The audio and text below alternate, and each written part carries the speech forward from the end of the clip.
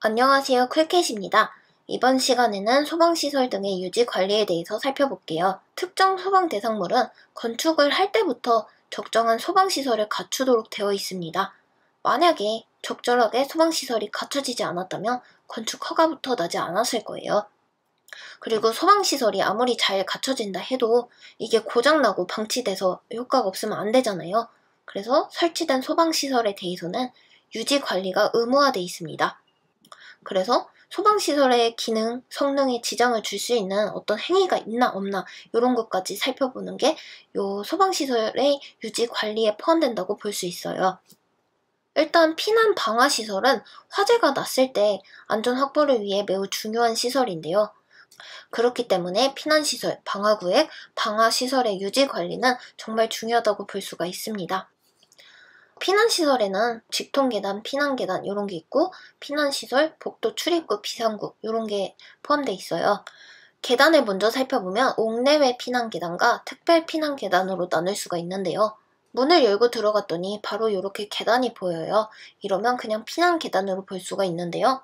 아래 그림과 같이 문을 열고 들어갔더니 또 한 번 문을 열어야 계단이 보이는 거죠. 그래서 문을 열고 들어갔더니 한 번 더 문을 열어야 이렇게 계단이 보이는 시설, 이런 걸 특별 피난 계단이라고 합니다. 그래서 그냥 일반 피난 계단과 특별 피난 계단의 차이는 부속실이 있냐 없냐의 차이로 볼 수가 있어요. 이 부속실이라 하면은 실내와 계단을 연결해주는 요 사이에 있는 공간인데 일종의 제형구역으로 볼 수가 있습니다. 불이 나게 되면 연기가 점점 퍼지고 꽉 차는 게 문제인데요. 그러면 제대로 피난을 하지 못할 거예요. 부속실 같은 경우는 실내보다 압력을 높게 형성을 해줍니다. 그래서 연기가 침입했을 때 문틈이나 창문 틈으로 침입을 하게 되면 높은 압력으로 그걸 밀어내는 역할을 하죠. 그리고 더 효과적인 연기 제거를 위해서 급기 댐퍼라든지 배연 설비 등을 여기 부속실에 설치하기도 합니다. 그래서 피난 계단이라 하면은 어쨌든 각 층에서 피난층으로 통하는 직통 계단으로 볼 수가 있고요. 또 건물 내부에서는 피난 계단으로 통하는 출입구에는 방화문을 설치해줘야 됩니다. 그리고 통로에 피난구 유도등, 유도 표지 이런 걸 설치해주면 피난층으로 이동하는 데 도움이 되겠죠. 다음은 방화시설에 대해서 살펴보겠습니다. 방화시설은 화재가 났을 때 이렇게 공간 등을 분리하고 한정을 해서 불이 났을 때 여기서 불이 났다 하면은 이게 여기까지 번지도록 하는 걸 방지하는 역할을 하는 거죠. 그래서 방화구역은 갑종 방화문, 방화 셔터, 내화 구조의 바닥벽 이런 걸로 나눠두고요. 요 방화벽 같은 경우는 내부 마감재까지 더 신경을 써서 내화 성능을 갖춘 이런 마감재를 사용을 합니다. 방화문이라 하면은 방화 성능도 있지만 자동 폐쇄 기구를 가진 문을 말을 하는데요. 이게 화재를 견디는 시간에 따라 갑종이냐 을종이냐 하고 나뉘어요. 그래서 갑종 방화문 같은 경우는 1시간 이상 화재를 견딜 수 있는 방화문을 말을 하고요. 이 방화문 같은 경우는 항상 닫힌 상태를 유지해줘야 됩니다. 그리고 이 갑종 방화문 같은 경우는 화재가 났을 때 연기, 불꽃, 온도 이런 걸 감지를 해서 자동으로 닫히는 구조고요. 이게 화재 신호를 하나 받았다 하면은 전층의 방화문이 자동으로 닫히는 구조로 되어 있습니다. 피난시설이나 방화시설 같은 경우는 화재나 위험 시 안전을 위해서 매우 중요한 구역인데요. 그렇기 때문에 뭔가 막혀 있거나 훼손이 되면 안 돼요. 그런 걸 발견됐다 하면은 시정조치 명령을 내리는 사람들이 소방본부장 또는 소방서장입니다. 그래서 피난시설, 방화시설 등에서 하면 안 되는 행동들 살펴볼게요. 함부로 폐쇄 잠금을 하는 행동을 하면 안 됩니다. 비상구 통로 등에 뭔가 잠겨있고 막혀있고 이러면 탈출을 못 하잖아요. 그래서 방범창을 막 설치한다든지 용접, 쇠창살, 석고보드, 합판 이런 걸 덧대가지고 출구 개방을 못하게 하는 행동들 모두 다 금지된 행위라고 볼 수 있습니다. 물론 예외적인 상황도 있어요. 정신병동이라든지 치매노인 관리하는 이런 특수시설 같은 경우는 방범창이나 잠금장치가 필수입니다. 왜냐면 이런 잠금장치가 안 돼 있는데 환자들이나 아니면 치매노인들 막 밖으로 뛰어나가면 잃어버리잖아요. 그래서 방범창, 잠금장치 이런 시간장치를 해주는데 그렇기 때문에 24시간 이건 관계인이 다 지켜보고 있고요. 뭐 화재나 이런 유사시에 바로 개방할 수 있게 조치가 돼 있습니다.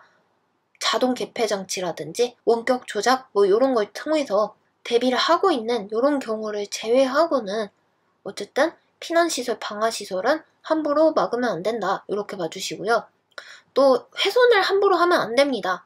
방화문의 기능은 불이 났을 때 이렇게 막아가지고 불이 더 번지지 못하게 하는 그런 문인데 답답하다고 방화문을 철거한다든지 그래서 방화문은 항상 닫혀 있어야 되는데 무겁기 때문에 이게 잘 안 열리니까 여기다가 고임장치, 스토퍼 이런 걸 넣어가지고 문을 열어놓는다든지 자동 폐쇄장치 뜯어버린다든지 이런 것들 훼손행위죠. 이렇게 물리적인 파손 이런 게 보이면 이것도 절대적으로 하면 안 되는 행동. 그러니까 방화문은 항상 닫아두고 망가뜨리지 말아라. 이렇게 보시면 될 것 같아요. 그리고 멋대로 재질이나 방화구획 이런 거 바꾸면 안 됩니다. 불이 더 번지지 않기 위해서 우리가 나름 계획적으로 방화구획을 나눠놨는데 이거 임의로 방화구획을 바꾸고 내부 마감재도 막 싼 걸로 변경하고 이러면 안 되겠죠. 방화문은 목적이 불을 막아주는 건데 이거를 뭐 인테리어 이쁘게 할 거야 이래가지고 목재나 유리문 이런 걸로 함부로 바꾸면 안 됩니다. 그거 말고도 이제 불 났을 때 물건으로 비상구 막아놓으면 탈출 못해요. 그러니까 평소에 계단, 복도, 통로, 출입구 이런데 물건 쌓거나 장애물 같은 거 만들지 말라는 거죠. 이렇게 물건을 적치하고 피난 방화시설에 잠가버리고 훼손하고 변경하는 이런 거 말고도 제대로 기능을 못하게끔 한다든지 소방호수가 걸리고 꼬이는 등 소방활동에 지장을 준다 이러면 어쨌든 하지 말라는 금지 행위로 볼 수가 있겠죠. 피난시설 설치 기준 좀 더 자세히 살펴볼게요. 옥상 광장 또는 2층 이상에 있는 노대에는 1.2m 이상의 난간 설치가 필요합니다. 노대라는 용어가 좀 생소한데요. 쉽게 말을 하면 발코니, 베란다, 테라스, 데크 이런 걸 말을 해요. 그런데 난간이 없으면 떨어지기 쉬우니까 난간을 설치해라 이렇게 이해하시면 되고요. 옥상 광장을 설치해야 되는 대상을 살펴볼게요. 이 5층 이상의 층에서 요 아래와 같은 용도로 쓰이고 있을 때 옥상 광장을 설치해줘야 됩니다. 공연장, 종교 집회장, 인터넷 컴퓨터 게임 시설 공업소 이런 곳들은 해당 용도 바닥 면적이 합계가 300제곱미터 이상이다 하면 옥상 광장 설치 대상이 되는 거죠. 문화 및 집회시설, 종교시설, 판매시설, 주점, 장례식장 이런 게 포함이 됩니다. 그리고 옥상으로 통하는 출입문에는 비상문 자동 개폐 장치를 설치해줘야 됩니다.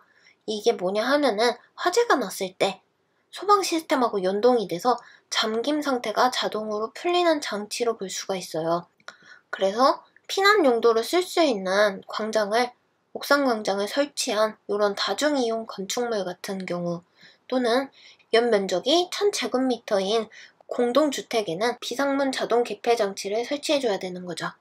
또 헬리포트라는 시설이 있는데요. 11층 이상의 건축물이에요. 근데 이 11층 이상의 층 바닥 면적의 합계가 1만 제곱미터인 건축물인 옥상인 거죠.